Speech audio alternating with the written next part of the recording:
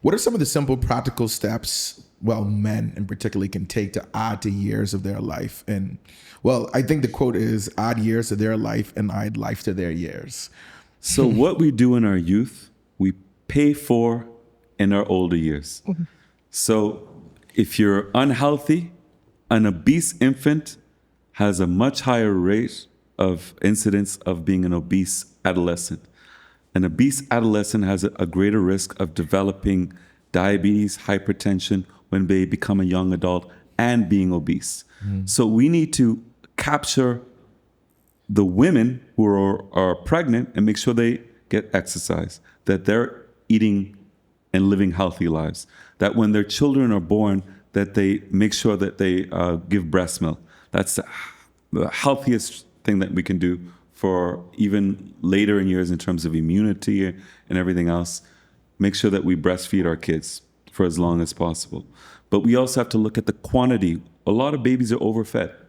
They're overfed with the formula.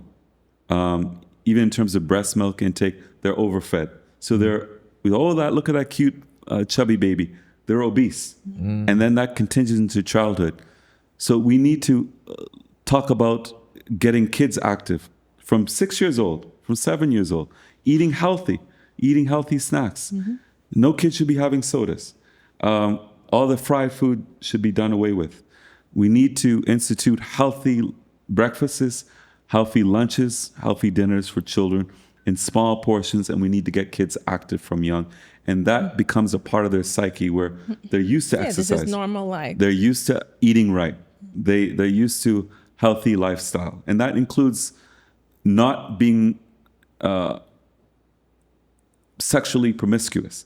That means using a condom. That means not getting pregnant when you're 15 years old and changing the trajectory of your life forever, or getting hepatitis. Hepatitis will kill you before HIV because that's going to give you liver cancer. Wow. I never heard HIV, I've never heard that. HIV is essentially on the level of diabetes because we have antiretroviral drugs that make it basically a chronic illness. No one should be dying of HIV. But diabetes, poorly controlled diabetes, insulin-dependent diabetes, that can rearrange your whole life and cause havoc on your health.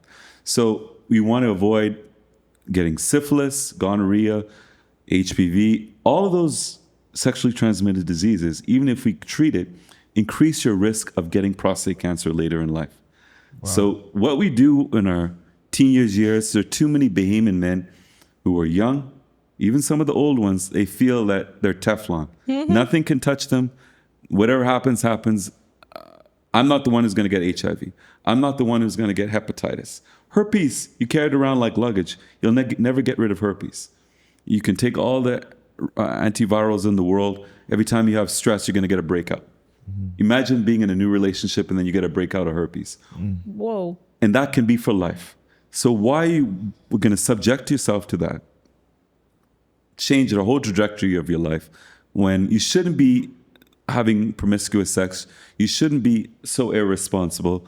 And there are too many of us in our society that are having children. They're not ready to be mothers. They're not ready to be fathers. And that is just causing our generation by generation to actually get worse, not better.